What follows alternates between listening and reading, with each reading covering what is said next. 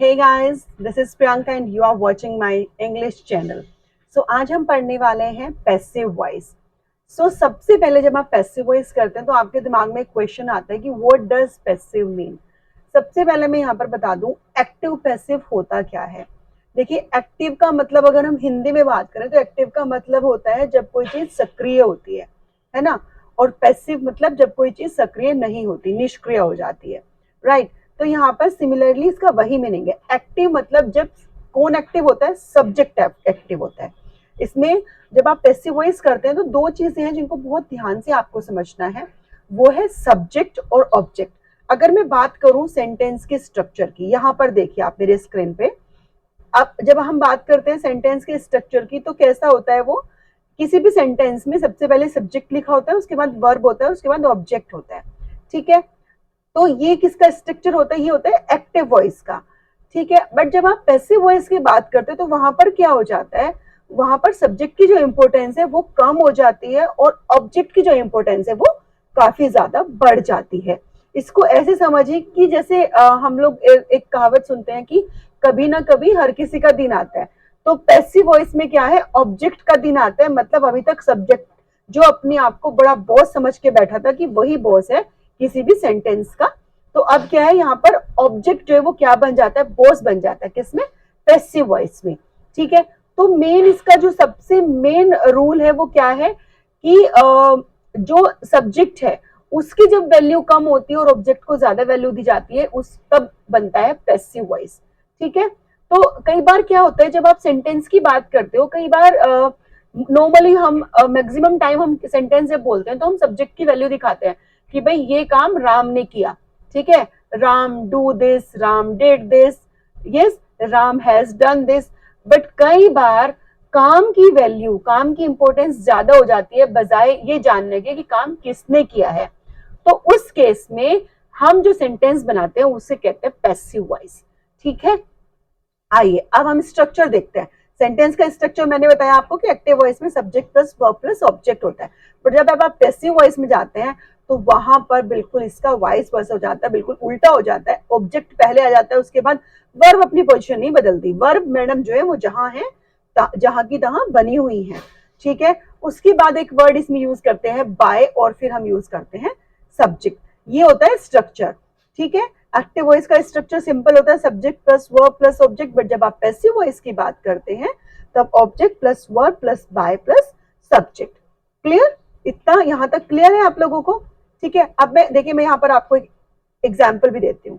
Ram कुक्स food. Example के लिए आप समझिए, राम कुक्स फूड. राम क्या करता है, खाना बनाता है. अब यहाँ पर इंपॉर्टेंट ज्यादा कौन है, राम है. ठीक है. बट अब जैसे ही मैं इसको लिख दूं, food is cooked bye Ram. अब यहां पर ज्यादा इंपॉर्टेंट कौन है, फूड है. भाई खाने से मतलब है, खाना बन गया है, किसने बनाया, हमें इससे मतलब नहीं है. ऊपर वाला जो सेंटेंस था उसमें ज्यादा इंपॉर्टेंस किसकी थी, कि राम की, कि भाई राम ने बहुत बड़ा काम करा, राम ने बनाया खाना. बट जब आप सेकेंड वाला सेंटेंस देख रहे हैं वहीं पर food is cooked bye Ram, तो यहाँ पर इंपॉर्टेंस ज्यादा किसकी बढ़ गई है, फूड की. भाई खाना बन गया है, किसने बनाया हमें ये जानने में बहुत ज्यादा इंटरेस्ट नहीं है, बस खाना बन गया ये इंपॉर्टेंट है. समझ में आया. तो ये नीड हुई पैसिव वॉइस की. पैसिव वॉइस हम सबसे पहले जब आप कोई टॉपिक करते हैं तो सीधी जनरली सी बात है, आपके दिमाग में क्वेश्चन आता है क्यों पढ़ रहे हैं, इसका मतलब क्या है. तो इसका मतलब बस इतना ही है कि जब आपको सब्जेक्ट की वैल्यू कम और ऑब्जेक्ट की वैल्यू ज्यादा होती है तब आप पैसिव वॉइस में किसी भी सेंटेंस को बनाते हैं. ठीक है. यहाँ पर देखिए, I have given lot many examples here. देखिए मैंने यहाँ पर एक्चुअली क्या किया, टेंस के अकॉर्डिंग लगा दिया, टेंसेस लिख दिए और फिर उसका एक्टिव वॉइस और उसका पैसिव वॉइस, तो ताकि आपको थोड़ा थोड़ा समझ में आता रहे कि कैसे कैसे आप इसमें चेंजेस करेंगे. अगर मैं बात करूं टेंसेस के चेंज करने की, देखिए गाइस, अगर आप पैसिव वॉइस करना चाह रहे हैं और सीखना चाह रहे हैं बहुत अच्छे से, तो सबसे पहले और सबसे ज्यादा जरूरी जो चीज है ना वो है आपको टेंसेस की नॉलेज होनी चाहिए. अगर आपको टेंसेस नहीं आ रहे हैं ना तो आप पहचान ही नहीं पाओगे कि एक्टिव वॉइस किस में लिखा हुआ है, इसका पैसिव वॉइस में मैं क्या यूज करूं. बट फिर भी अभी हम फिलहाल के लिए कुछ एग्जांपल्स करते हैं. नेक्स्ट अभी आगे चलेंगे तो मैं आपको वो रूल्स भी बताऊंगी आप लोग क्या करेंगे, स्क्रीनशॉट लेते चलेगा ताकि आप लोग बाद में अपने नोट्स बना लें और उसमें लिख लें अपनी नोटबुक में कहीं कि किस फॉर्मूला से किस तरीके से आपको जो टेंसेज हैं वो चेंज करने हैं पैसिव वॉइस में। एग्जाम्पल देखिए, I do my homework. I do my homework ये सिंपल प्रेजेंट टेंस है। अब यहाँ पर पहले तो मैंने कहा इसलिए आपको आना चाहिए कि टेंस कौन सा है, सिंपल प्रेजेंट है। अब यहाँ पर देखिए माई होमवर्क क्या था, ऑब्जेक्ट था। आई क्या है, सब्जेक्ट, डू क्या है, वर्ब, और माई होमवर्क क्या है, ये है ऑब्जेक्ट। ठीक है, अब यहाँ पर क्या हुआ, माई होमवर्क का बन गया है क्या बन गया, माई होमवर्क बन गया है सब्जेक्ट, उसके बाद इज आ गया है और उसके बाद आ गया वर्ब का थर्ड फॉर्म डन। हमेशा जब आप पैसिव वॉइस करेंगे तो वर्ब की थर्ड फॉर्म यूज करेंगे। ठीक है, आइए मैं आपको थोड़े से पहले इसके रूल्स बता देती हूँ, उसके बाद हम और बाकी के एग्जाम्पल्स करेंगे। देखिए सबसे पहले रूल्स जान लेते हैं। जब आप बात करते हो पैसिव वॉइस की तो सबसे पहले सब्जेक्ट जो है वो आपका चला जाएगा कहां पर, ऑब्जेक्ट की प्लेस पर, और ऑब्जेक्ट जो है वो आपका आ जाएगा सब्जेक्ट की प्लेस पर, मैंने जैसा कि अभी अभी आपको बताया। और जो वर्ब है, वर्ब जो है वो मैडम कहीं नहीं हिलने वाली, वो अपनी पोजीशन पे रहना है उनको, वो अपनी जगह पे रहेंगी। बट एक कंडीशन जो पैसिव वॉइस में आपको हमेशा याद रखनी है, पैसिव वॉइस कोई भी टेंस, प्रेजेंट पास्ट फ्यूचर कोई भी टेंस, सब में वर्ब की थर्ड फॉर्म यूज होगी, V3 जिसको आप कहते हैं, पास्ट पार्टिसिपल फॉर्म भी आप इसको कहते हैं, वर्ब की थर्ड फॉर्म भी कहते हैं, V3 भी कहते हैं। सब में जब आप पैसिव वॉइस करेंगे तो वर्ब की थर्ड फॉर्म यूज होगी। ठीक है, देखिए मैंने कहा सब्जेक्ट बन जाएगा ऑब्जेक्ट और ऑब्जेक्ट बन जाएगा सब्जेक्ट। ठीक है, एग्जाम्पल देखिए, रीता लव्स हिम। ठीक है, हिम क्या है, यहाँ पर ऑब्जेक्ट है, तो ऑब्जेक्ट हिम को हमने बना दिया सब्जेक्ट ही। अब आप कहेंगे ये ही कहां से आ गया, यहाँ तो ऑब्जेक्ट हिम है, यहाँ आपने लिख दिया ही कहां से आ गया। तो मैं आपको बता दूं इसका एक और रूल ये है कि प्रोनाउंस जो है ना वो ऐसे चेंज होते हैं। देखिए प्रोनाउन जो है ना वो सब्जेक्ट और ऑब्जेक्टिव केस, दो सब्जेक्टिव केस और ऑब्जेक्टिव केस दोनों डिफरेंट होते हैं प्रोनाउंस के। ठीक है, जैसे आई को अगर आपको सब्जेक्टिव केस में लिखना है, मतलब एज ए सब्जेक्ट लिखना है, तो आप आई लिखते हैं। बट जब आपको पैसिव वॉइस में, यानी कि जब आपको उसका ऑब्जेक्ट लिखना होता है, तो आप उसको मी लिखते हैं। ठीक है, वैसे ही वी का सब्जेक्टिव केस वी होता है और उसका ऑब्जेक्टिव केस अस होता है। यहाँ पर मैंने आपको ज्यादा क्लैरिटी आया इसलिए एक्टिव और पैसिव लिख दिया है। यहाँ पर मैंने सब्जेक्टिव केस और ऑब्जेक्टिव केस ना लिख के active voice and passive voice लिख दिया है। मतलब अगर आपको पैसिव वॉइस में जाना है तो आई का मी हो जाएगा, और अगर आपको मी दिया है, ऑब्जेक्ट दिया है और उसका आपका सब्जेक्ट बनाना है तो आपको क्या हो जाएगा, आई हो जाएगा। क्लियर है, इतना समझ में आ गया है आपको। आप ऐसे समझिए, अगर ये दिए हुए ऑब्जेक्ट हिम दिया है तो हिम का सब्जेक्ट जब आप बनाएंगे तो क्या हो जाएगा, ही हो जाएगा। ठीक है, हर अगर दिया है ऑब्जेक्ट तो उसका जब आप सब्जेक्ट बनाएंगे तो शी हो जाएगा। ठीक है, इट अगर दिया है तो इट का इट ही रहेगा। अगर दे दिया है एक्टिव वॉइस में तो उसका ऑब्जेक्ट जब आप बनाएंगे दैम हो जाएगा, अगर दैम लिखा हुआ है तो उसका दे हो जाएगा। ठीक है, देखिए यहां पर मैं आपको बता दूं, रीता लव्स हिम, हिम का हो गया है ही इज क्या है, इज कैसे आया। अब आपके दिमाग में क्वेश्चन आएगा कि इज यहाँ कहां से आ गया, ऊपर तो लव्स था। तो सिंपल प्रेजेंट में जहां पर आप यूज करते हैं डू डज, वर्ब में कभी कभी एस लगाते हैं, जैसे कि यहाँ पर सिंगुलर के साथ वर्ब में एस लगाया है आपने, कभी कभी वर्ब की सिंपल फर्स्ट फॉर्म आती है। उन सब केस में मतलब सिंपल प्रेजेंट में हर बार आप इज एम आर का यूज करते हैं, सिंगुलर के साथ इज, प्लूरल के साथ आर और आई के साथ एम का यूज करते हैं। ठीक है, ये कुछ टेंसेज हैं जो आपको समझने होंगे। देखिए मैंने यहाँ पर टेबल दी है आपको। सिंपल प्रेजेंट टेंस में डू डज आता है, एस या ईएस आता है कभी कभी वर्ब की फॉर्म में जब डू डज का यूज नहीं करते हैं।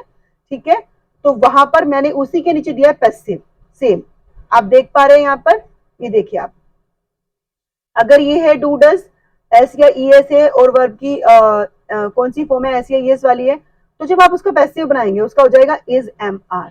ठीक है, वर्ब की मैंने आपको बता दिया थर्ड फॉर्म यूज होगी। अगर आया है पास्ट, आपका डिड आया और वर्ब की सेकंड फॉर्म आई है, पास्ट में क्या होता है, सिंपल पास्ट में डिड आता है या फिर वर्ब की सेकंड फॉर्म आती है, तो वहां पर आपका वॉज और वर होना है। ठीक है, और अगर आपका आया है फ्यूचर जिसमें कि विल आता है और वर्ब की फर्स्ट फॉर्म यूज करते हैं, तो जब आप उसका पैसिव वॉइस करेंगे तो आपका विल भी और शेल भी हो जाएगा। ऑलराइट, तो वर्ब का अगर सिंपल प्रेजेंट है सिंपल प्रेजेंट है और जब आप उसका पैसिव वॉइस करेंगे तो इज एम आर, और अगर आपका सिंपल पास्ट है तो वाज वर, और अगर आपका फ्यूचर विल है तो विल बी और शेल बी हो जाएगा।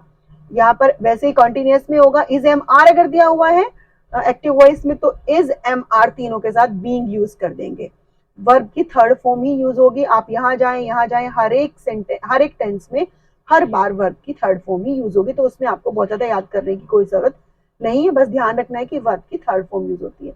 ठीक है, पास्ट में मैंने आपको बता दिया, ये पूरी की पूरी टेबल यहाँ पर मैंने आप लोगों के लिए लिख दी। देखिए जब आप पैसिव वॉइस की बात करते हो ना तो आपको सिर्फ और सिर्फ 1 2 3 4 5 6 7 8 बस 8 टेंसेस के रूल याद रखने हैं। बाकी फ्यूचर कॉन्टिन्यूअस टेंस में पैसिव वॉइस में कोई चेंजेस नहीं होते, नहीं बनता है। परफेक्ट कॉन्टिन्यूअस टेंस चाहे वो प्रेजेंट का है, पास्ट का है या फिर फ्यूचर का है, वो भी पैसिव वॉइस में चेंज नहीं होते हैं, कन्वर्ट नहीं होते हैं। ऑलराइट, तो आपको सिर्फ और सिर्फ कितने, ये सिर्फ 8 रूल ऑफ टेंसेस आपको लर्न करने हैं, याद रखने हैं जब आप कर रहे हैं पैसिव वॉइस। मैं इसको ऐसे लगा देती हूँ स्क्रीन पे ताकि आप लोग इसका स्क्रीनशॉट अगर लेना चाहते हैं तो ले सकते हैं। ठीक है, स्क्रीनशॉट लेकर रख लीजिएगा, बाद में आप लोग अपनी नोटबुक में इसके नोट्स बना लीजिएगा। मैंने बताया आपको प्रोनाउन, इसका भी आप एक स्क्रीनशॉट ले लेना। आप यहाँ पर, बल्कि मैं आपको एडवाइस करूंगी कि यहाँ पर आप इसका लिख लो, ये है इसका सब्जेक्ट, मतलब एज अ सब्जेक्ट ये आएगा, और अगर हम बात करें एज अ ऑब्जेक्ट की तो एज अ ऑब्जेक्ट ये आएगा। ठीक है, आपको कंफ्यूज नहीं होना है, ये एज अ सब्जेक्ट अगर यूज करेंगे तो ये करेंगे, और एज अ ऑब्जेक्ट अगर यूज करेंगे तो ये करेंगे। मतलब अगर आपको दिया है मी तो उसका अगर आपको सब्जेक्ट बनाना है तो आई। एग्जाम्पल देख लीजिए, दे एडमायर हिम, अगेन मैंने यहाँ पर हिम का ही कर दिया है, ही इज एडमायर्ड। अब देखिए यहाँ पर दे दिया हुआ था, यहाँ पर दे दिया है सब्जेक्ट में, अब मुझे इसका ऑब्जेक्ट बनाना था, मैंने दैम कर दिया। यहाँ पर हिम दिया था, ऑब्जेक्ट ने हिम दिया था, मुझे बनाना था सब्जेक्ट, तो मैंने क्या करा, इसका ही कर दिया। ऑलराइट, यहां तक आपको समझ में आ गया है। नेक्स्ट देख लेते हैं। देखिए यहाँ पर मैंने एक्टिव से पैसिव बनाने के लिए 8 रूल्स दिए हैं, बहुत ही ब्रीफ करके मैंने उनको लिखा है, हिंदी और इंग्लिश में दोनों में, ताकि जो हिंदी मीडियम वाले स्टूडेंट्स हैं उनको बहुत क्लियरली समझ में आ जाए, इंग्लिश मीडियम वाले जो हैं उनको तो समझ में आ ही जाना है। ठीक है, रूल नंबर 1 क्या कहता है, to convert a sentence from active voice to passive voice the most basic rule to replace subject with object and object with the subject. ये मैं आपको ऑलरेडी बता चुकी हूँ कि सब्जेक्ट को हम ऑब्जेक्ट बना देते हैं और ऑब्जेक्ट को हम सब्जेक्ट बना देते हैं। देखिए एक्टिव वॉइस में रिया पेंट्स ब्यूटीफुल सीनरी, तो द ब्यूटीफुल सीनरी ये जो कि ऑब्जेक्ट था यहाँ पर बन गया है सब्जेक्ट, अब इज आ गया है according to rule, as per rule of tenses जो मैंने अभी पीछे की टेबल में आपको बताया, और वर्ब की थर्ड फॉर्म V3 पेंटेड आ गया है बाय रिया। मैंने आपको बताया है कि बाय सब्जेक्ट के पहले बाय लगाते हैं जब आप पैसिव वॉइस करते हैं, बट बट बट बट कभी कभी लाइक अगर मैं कहूँ 5% केसेस में ऐसा होगा कि आपको बाय नहीं मिलेगा, तो इट डजंट मीन कि ये पैसिव वॉइस नहीं है, आपको कंफ्यूज नहीं होना है। कभी कभी बाय नहीं लिखते, कुछ सर्टेन रीजंस होते हैं, वो भी हम आगे इन रूल्स में समझेंगे। ठीक है, तो इसका मतलब ये नहीं है कि ये पैसिव वॉइस नहीं है, तब भी ये पैसिव वॉइस है, और क्यों है उसे आइडेंटिफाई करने के लिए सारे रूल्स मैंने लिखे हुए हैं, तो आप जब ये सारे रूल्स अच्छे से समझ लेंगे तो आप आइडेंटिफाई कर पाएंगे। ठीक है, he plays cricket, cricket is played by him, again देखिए ही का हो गया है हिम। ठीक है, रूल नंबर 2 पे चलते हैं। To convert a sentence from active voice to passive voice, by is used before the subject. मैंने आपको अभी बताया बाय यूज करते हैं सब्जेक्ट के पहले। ठीक है, तो यहां तक तो यही है कि हमने बाय सब्जेक्ट के पहले यूज करना ही है। Ajay is eating an apple is being eaten by Ajay. अब देखिए मैंने अभी पीछे बताया था टेंस का रूल, इज के साथ बीइंग लग गया है यहाँ पर। ठीक है, ईटन वर्ब का third form by Ajay. Right, rule number 3 पे आ जाते हैं quickly. To convert a sentence from active voice to passive voice the third form of main verb is used. मैंने आपको बता दिया है वर्ब की हमेशा थर्ड फॉर्म ही यूज होगी। रूल नंबर 4 पे आ जाते हैं। To convert a sentence from active voice to passive voice, it is not always necessary to use by before the subject. अभी मैंने आपको बताया था कि 5% केसेस में हम मान के चलते हैं कि हम नहीं भी यूज करते हैं बाय, तो वैसा कब होता है देखिए, कुछ सर्टन मैंने कुछ इसके एग्जांपल्स हैं। जूस फिल्स द बोतल, अब यहाँ पर क्या है, द बोटल ऑब्जेक्ट है, इसको हमने सब्जेक्ट बनाया, the bottle is filled by juice होना चाहिए था एज पर रूल जो मैंने आपको अभी पहले बताया था थोड़ी देर पहले, बट यहाँ पर विद जूस आ गया है।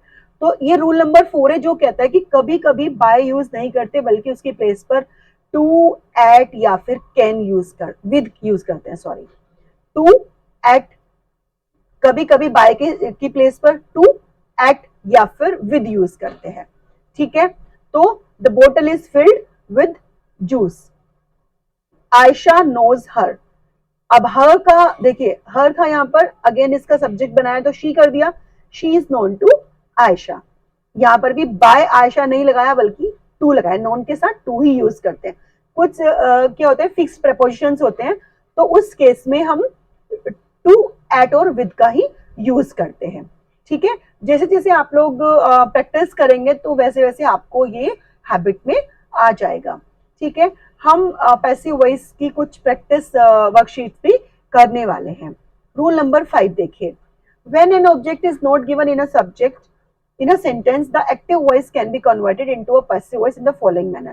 कभी कभी क्या होता है कि ऑब्जेक्ट दिया नहीं होता और ऐसी सेंटेंस दे देता है कंफ्यूज करने के लिए और बोल देता है कि change the voice of the given sentence. ठीक है, रवि गोस, बस खाली इतना दे दिया और बोल दिया कि इसको चेंज करो पैसिव वॉइस में। तो कंफ्यूज नहीं होना है, ऐसे में क्या करना है, बस सिंपली रवि इज गोन।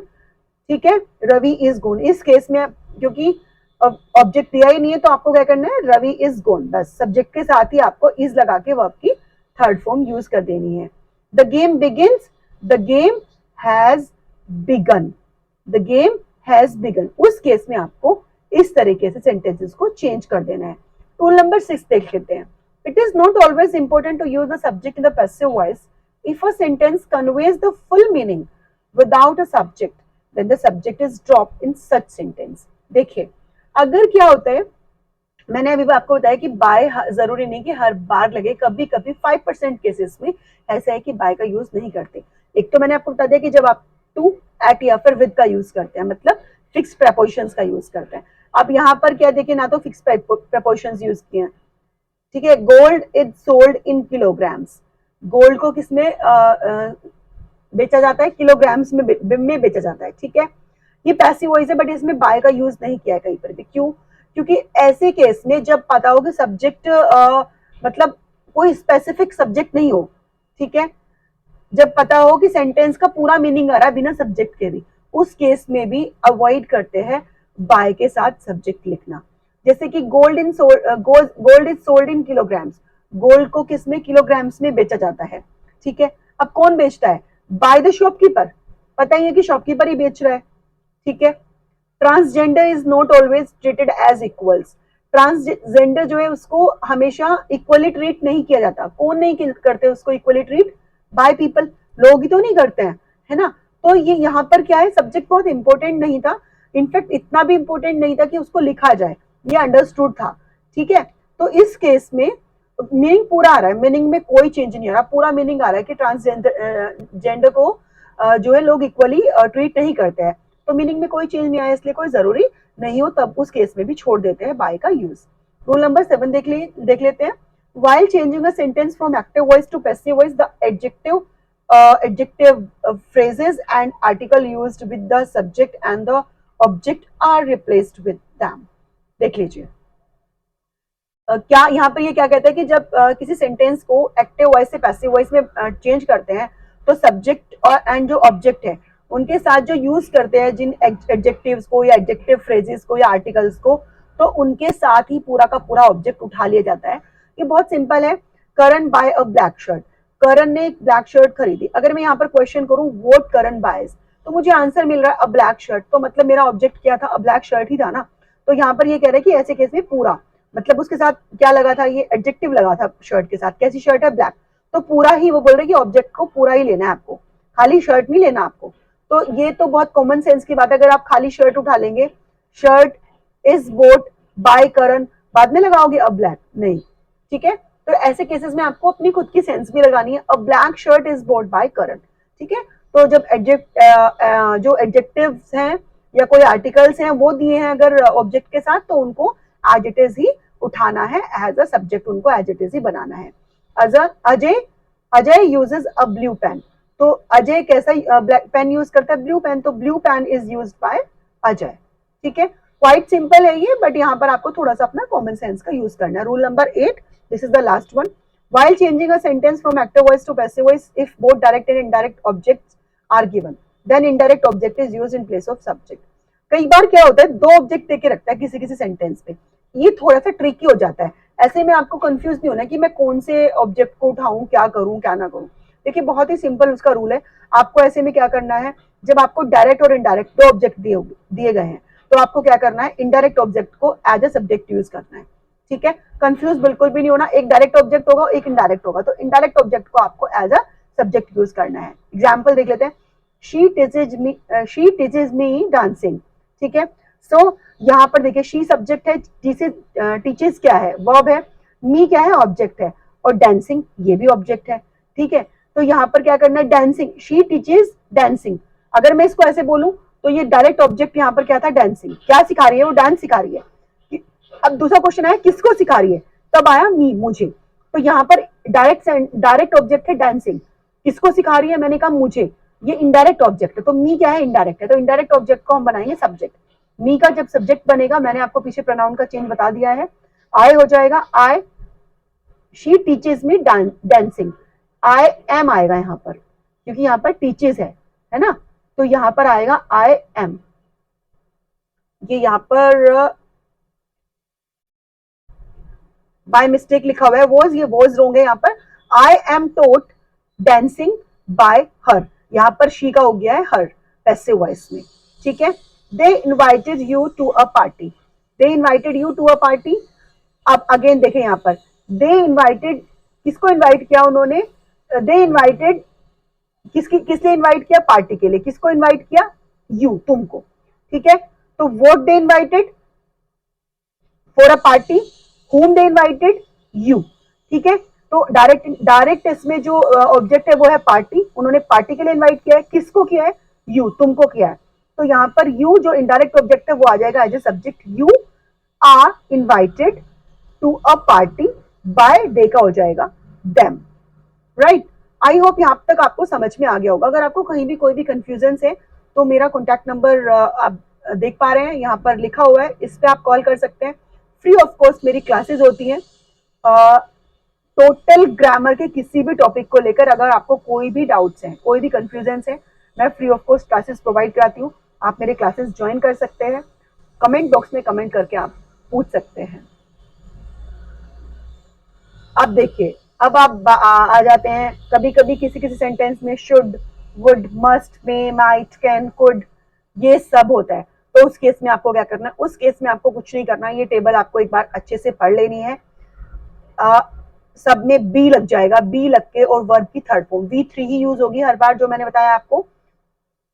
सबके साथ आप बी का यूज कर देंगे, इन सबके साथ, और वर्ब की थर्ड फॉर्म लिख देंगे। बाकी रूल सेम रहेंगे, ऑब्जेक्ट को सब्जेक्ट बना देंगे और सब्जेक्ट को ऑब्जेक्ट बना देंगे, और आपका जो सेंटेंस है वो एक्टिव से पैसिव वॉइस में बहुत इजीली चेंज हो जाएगा। आई होप आपको समझ में आ गया होगा। अगर आपको समझ में आ गया है तो प्लीज चैनल को लाइक और सब्सक्राइब करना मत भूलिएगा। ये मेरा नया चैनल है, मैंने अभी स्टार्ट किया है। आप लोगों का प्यार, आप लोगों का जो प्रमोशन है, उससे बहुत ज्यादा क्या मिलती है, मोटिवेशन मिलती है। सो अपनी मोटिवेशन आप लोग देते रहिएगा। बाकी मैं आप लोगों के लिए इस तरह के और बहुत यूजफुल वीडियोस लेकर आती रहूंगी। Bye bye, have a nice.